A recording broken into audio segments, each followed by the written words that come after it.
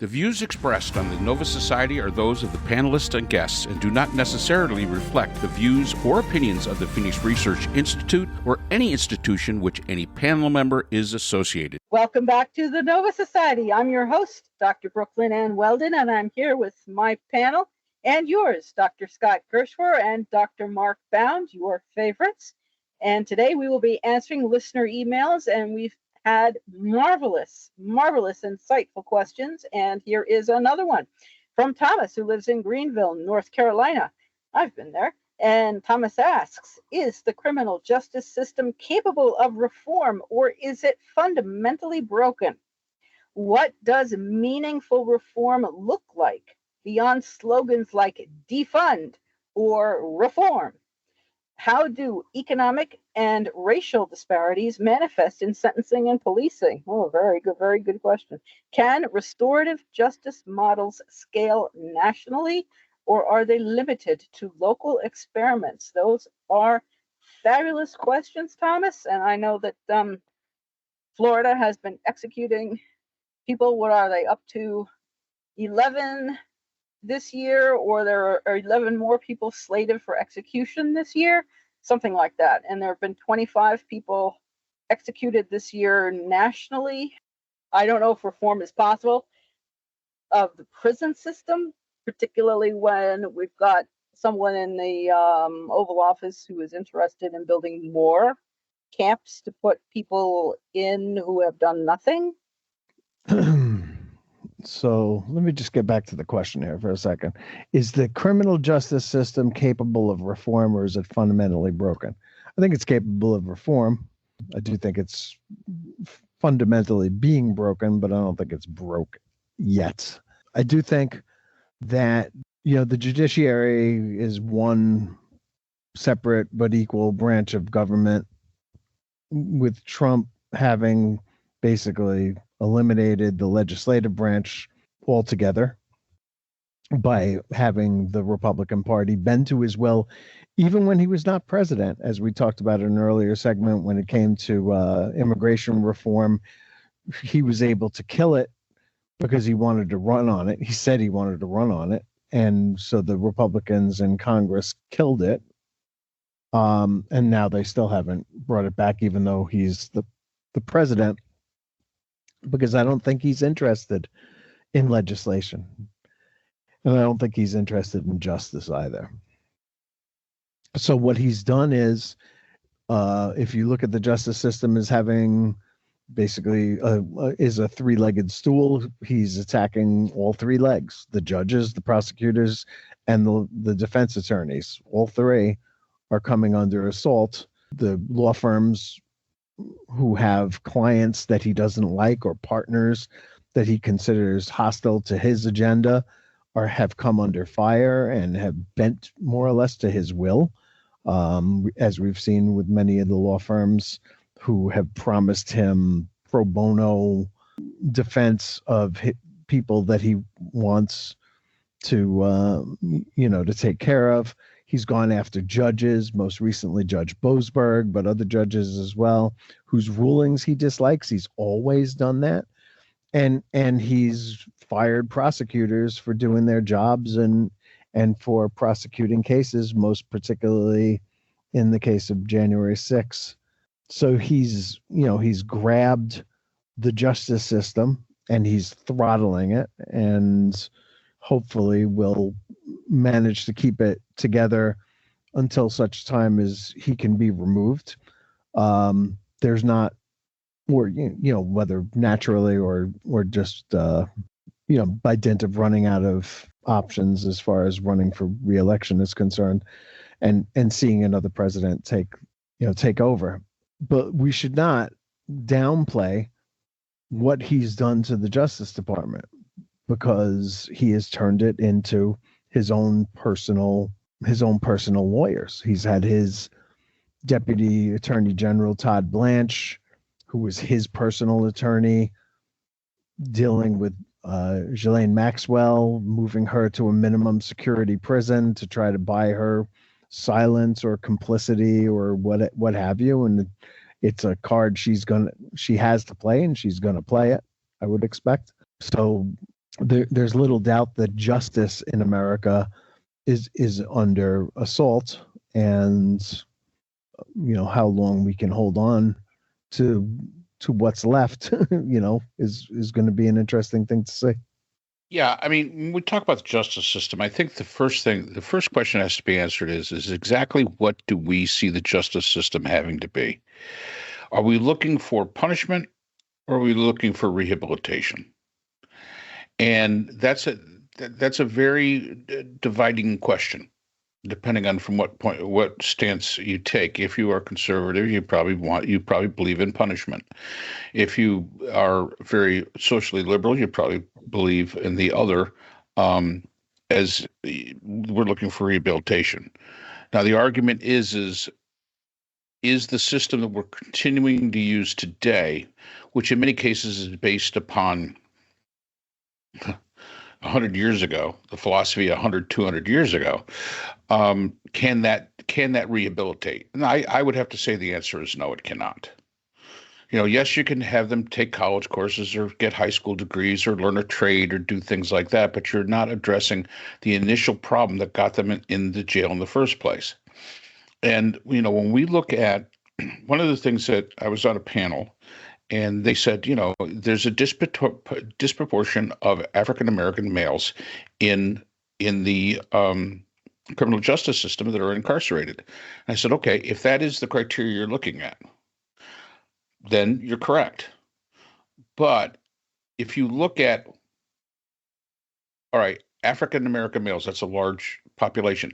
How about how many males that are undereducated are there? Now you're going to include white inmates, and that number grows.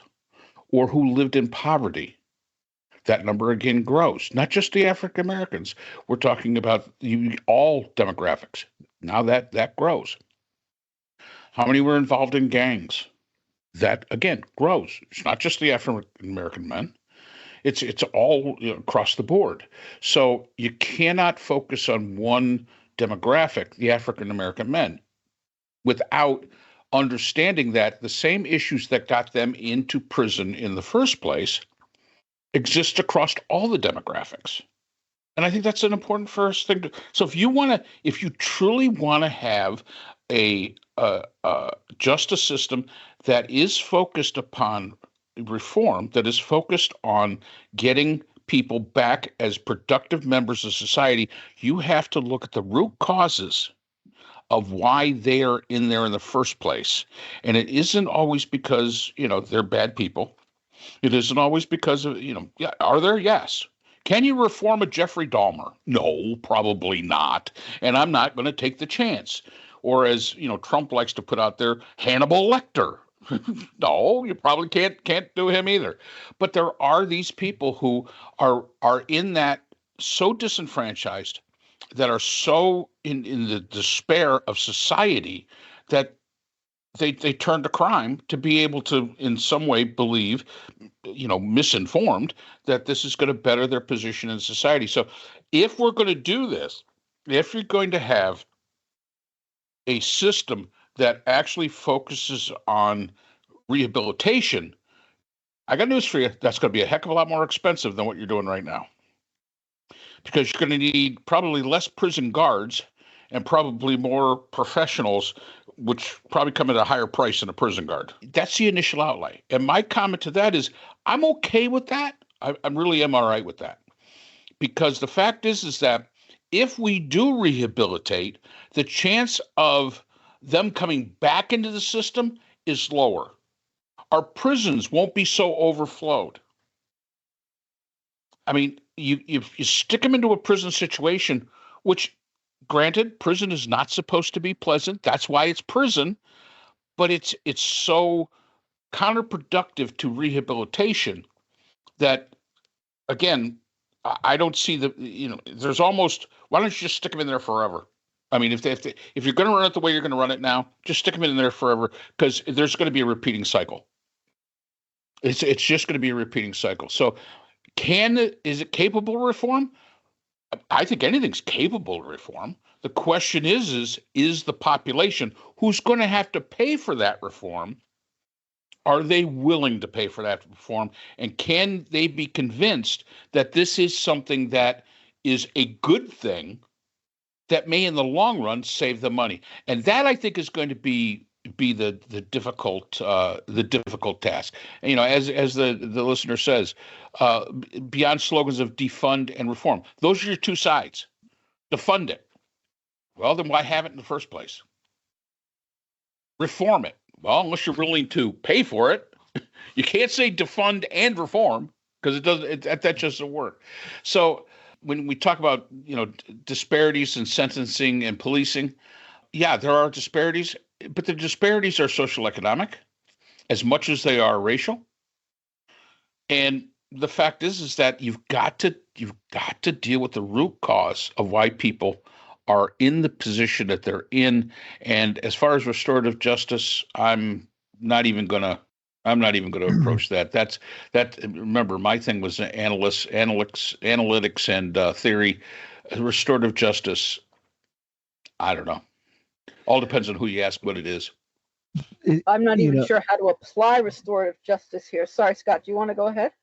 Well, I mean, I think there's, this is more fundamental stuff about perception, which I think Mark is getting at a little bit here. I ran into a friend of mine, an old friend, hadn't seen in a while, and we were talking about politics over the weekend, and I said to him, "Do you really perceive things going well right now in this country?" Because we've been talking amongst ourselves all weekend about how horrible everything is, and the tariffs and all the the terrible things that are going on, immigration and so on. And he said, "Look, I support Trump because I believe in law and order, and that's the number one issue for me." And I said to him, "How can you say you support law and order when you support Trump even though he doesn't believe in due process under the law? The most fundamental thing that we have in the law is due process. Nobody can accuse you of a crime and send you up for it without a fair trial. And people are being denied that all the time. And right now, those people happen to be immigrants, but that's not always going to be the case, or you can't assume that that's always going to be the case. And pretty soon, people who have dissenting opinions are also going to find themselves behind bars without recourse, possibly not even here in the United States of America. And so how can you say that law and order is alive and well in America? It just, the perception just doesn't meet the reality of what's going on right now. And so I think that that's the most basic question is, are all the parts of the law worth defending, or only the parts that apply for whatever it is that you're trying to do right now? We've heard over the last 4 years about the weaponization of the justice system against Trump and so on and so forth.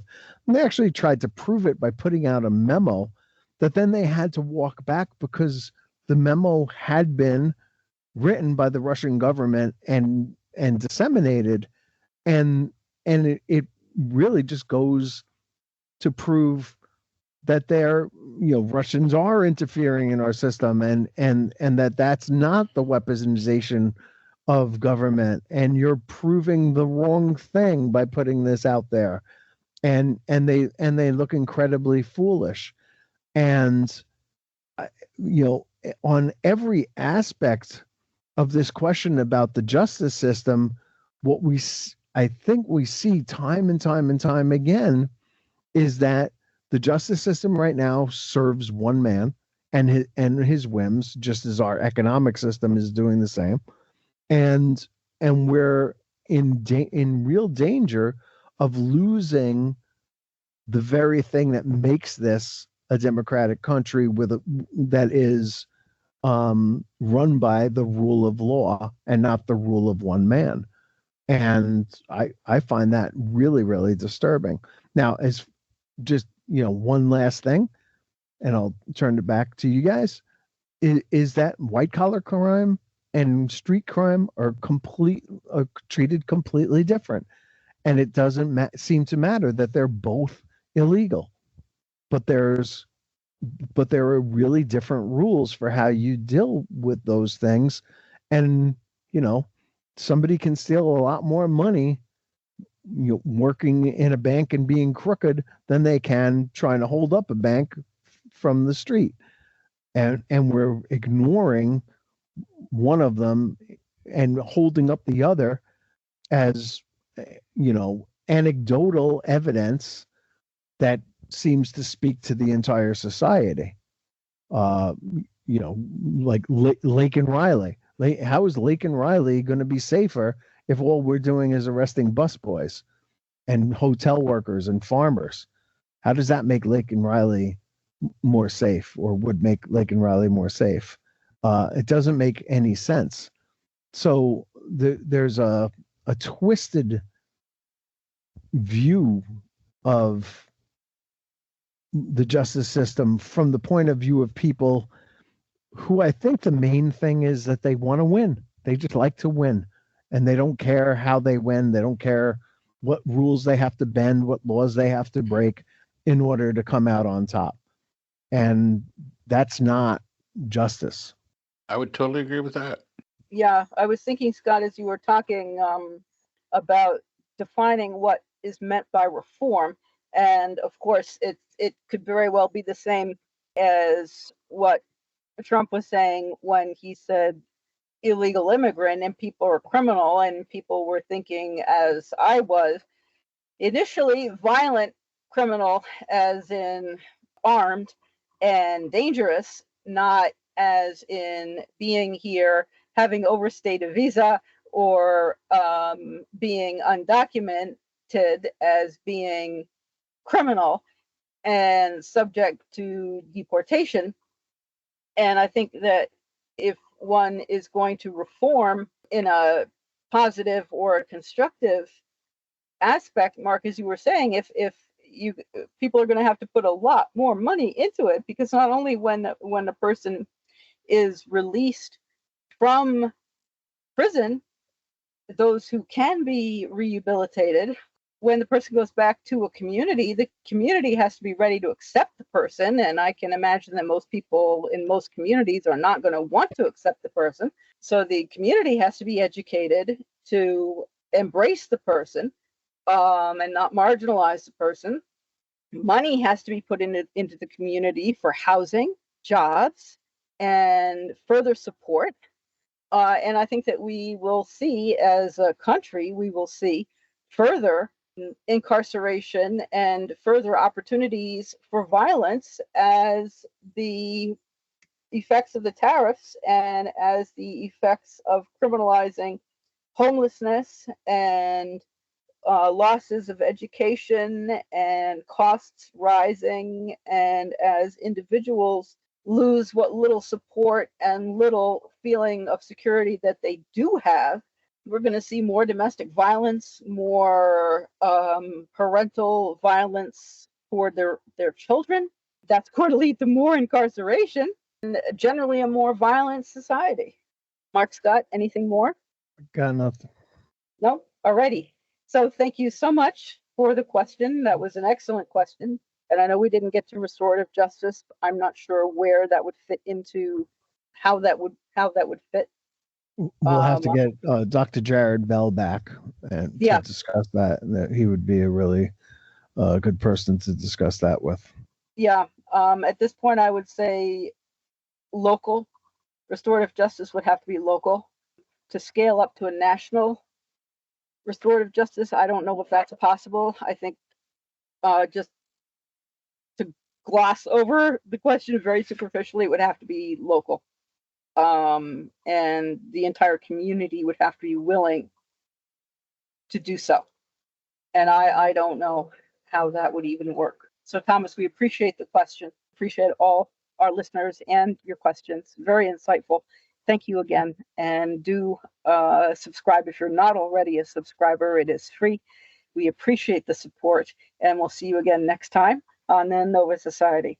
The Nova Society is a production of Nova Society Media, a division of the Phoenix Research Institute. We'd like to thank our production partners, Buzzsprout, who hosts the Nova Society, Audacity, our editing partners, Apple iTunes, the largest source of podcasts and music on the internet, Spotify, the most popular platform for the Nova Society, and iHeartRadio, your source for all things music and podcasting. The Nova Society is available on all of these and other quality platforms listed in our description. We'd also like to thank all of our listeners. Without your support, the Nova Society would not be possible. If you have a question or comment, we can be reached at nova.society.podcast@gmail.com. So, for Dr. Brooklyn Ann Weldon, Dr. Scott Gershwer, and all of our production partners here at the Nova Society, I'm Dr. Mark Bound. Remember, the true power in society is knowledge. Thanks for listening, and we will see you again next time. We'd like to thank our sponsor for this episode, the Phoenix Research Group, an independent research consortium offering social-political issue solutions to NGOs and international government agencies through multidisciplinary, nonpartisan, and unbiased research. The Phoenix Research Group is a division of the Phoenix Research Institute, the producer of the Nova Society podcast.